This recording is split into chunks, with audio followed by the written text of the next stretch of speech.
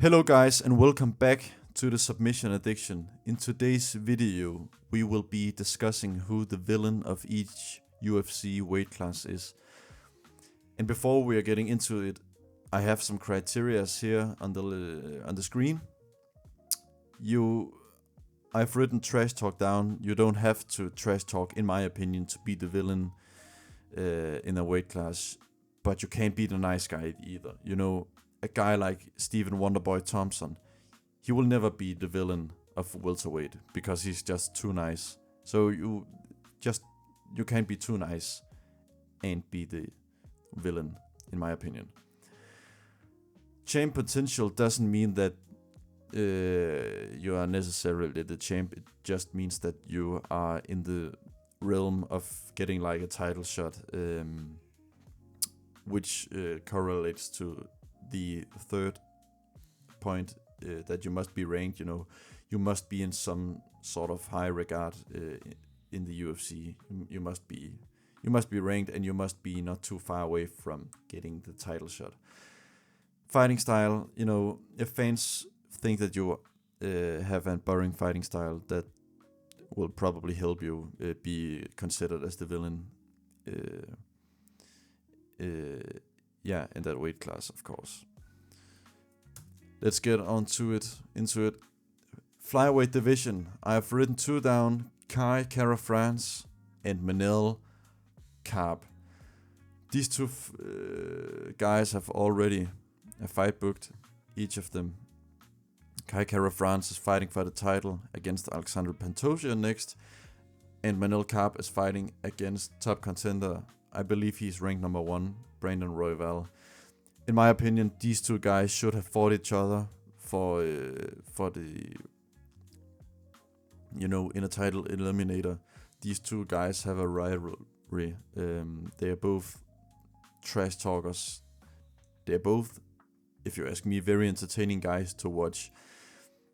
I do believe that a fight between these guys is in the future of the flyweight division, and I do believe that the flyweight division needs this fight, preferably in a title fight someday. You know, the flyweight division really needs some. What can you you know, they need something big. They need some personalities. Yeah. Let's get on to bantamweight. Sean O'Malley, and a little picture of Mario Bautista just because of what he did to Aldo. Fans really dislike Mario Bautista, probably even more than Sean O'Malley. But people also hate the fact that Sean O'Malley is getting an immediate rematch against Merab Dvalishvili. So I've written him down, also because I don't necessarily believe that Mario Bautista has the champ or even a top contender potential like Sean O'Malley already is. He's a former champ. He is currently a top contender. Let's see if Mario Bautista gets the win against Patchy Mix in a very boring fashion. He could be number 1 on this list. But yeah, people really dislike the Dana White privilege that Sean O'Malley is getting. Alright, let's move on to the next. Featherweight. Featherweight was actually a kind of a hollow division when it came to finding a villain. I've said Yair. His recent actions claiming that he deserved the title shot after getting a pretty boring win. Let's just call it what it is. Against a washed up Patricio Pitbull. Nothing special of a win, in my opinion. Before that, coming off 2 losses, one of them where he got knocked out by Volk. It looks like he's getting the next shot, and people really dislike him for that. But also because he's so delusional. You know, he called for the title shot after one measly and pretty, you know, bad win, if you ask me. It wasn't even a win over a top contender. We don't even know if Patricio Pitbull is top 15 worthy. We'll see that when he fights Dan Ige, I guess, but for now we don't know. Let's move on to the easiest pick on this list at lightweight. Ilia Topuria. This guy is easily the villain of the UFC right now, if you ask me. And let me just tell you this, he will go out there and he will knock out Charles Oliveira. As much as it hurts me to say it, because I'm a big fan of Charles, I'm also a big fan of Ilia.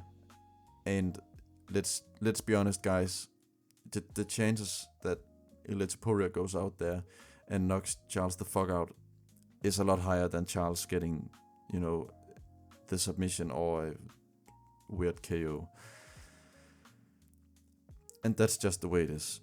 Charles, of course, he can win, but I just foresee that Ilia Topuria will get that 155 belt and maybe even someday go up to 170. He's so talented, he's so good, he has such a great trash talking game. In a couple of years he has really improved his level in English, speaking English, and now he's one of the best trash talkers in the game. He's one of the best boxers in the game, probably the best boxer. He has the best pound for pound power, if you ask me. He has great wrestling, he has great jiu-jitsu, he subbed out Bryce Mitchell, he knocked out Alex Volkanovski, he knocked out Max Holloway. I really think this fight will be difficult for Charles, and a lot of people don't like Ilia. Right, welterweight, Ian Machado Gary, another easy pick really. He got a win against the Fighting Nerd. The Fighting Nerds are really popular. He didn't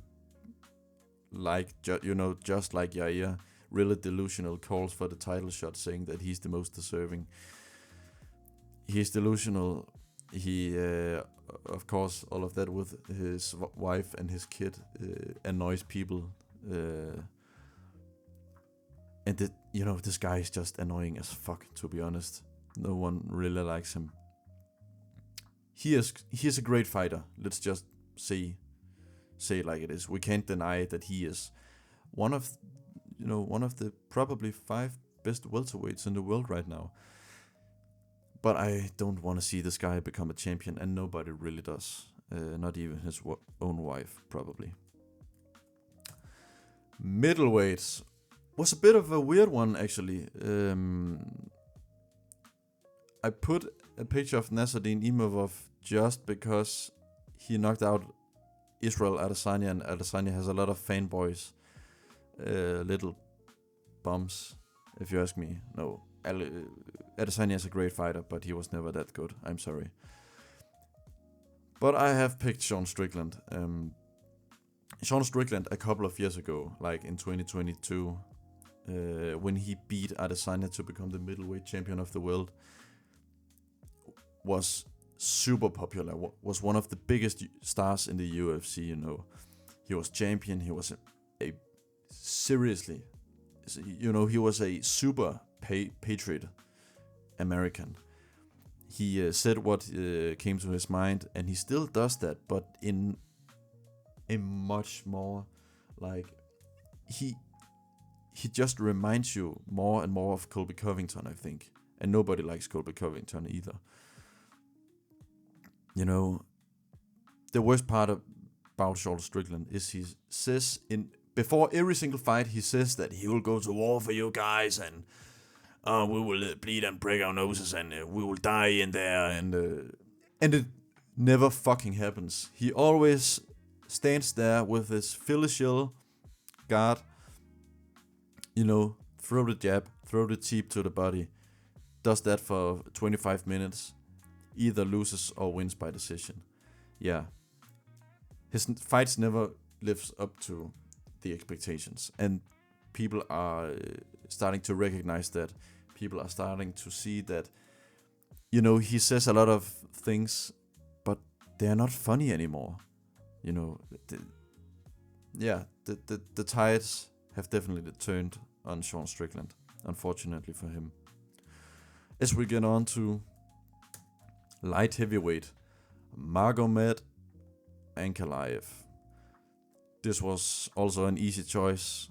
Alex Pereira, before losing the title to Magomed, was easily one of the UFC's biggest stars and most popular fighters, probably even the most popular fighter, along with maybe like Charles the Bronx Oliveira.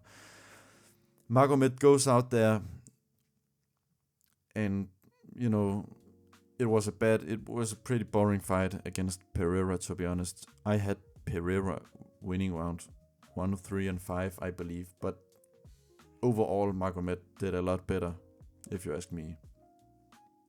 So he deserved to be the champion.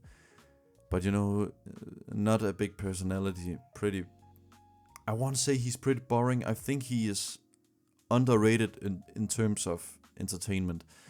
But still, he is not the most entertaining guy. He doesn't put guys' lights away like Pereira does or Yuri does. You know, Yuri is one of the most entertaining fighters in the whole fucking organization, which Magomed unfortunately is not. You know, he has a tendency to be a bit boring, a bit slow, you know, slow paced sometimes. Let's get on to heavyweight. And I think you all know what is coming next. Of course, I've got Jon Jones as the main villain of the heavyweight division. He is stalling the career of Tom Aspinall. He is holding up the division. He's not fighting, he fights old man Stipe. But, you know, I want to defend Jon a bit here. Because people are really underrating his win against Cyril Gane. His win against Cyril Gane was absolutely formidable. One of the best performances I've ever seen. Not from Jon Jones, but just in general.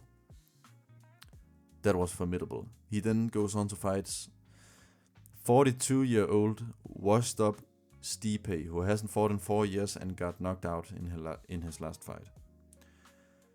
You all know Jon Jones, and the worst part is, even fans of Jon Jones like myself, I'm so fucking tired of his shit.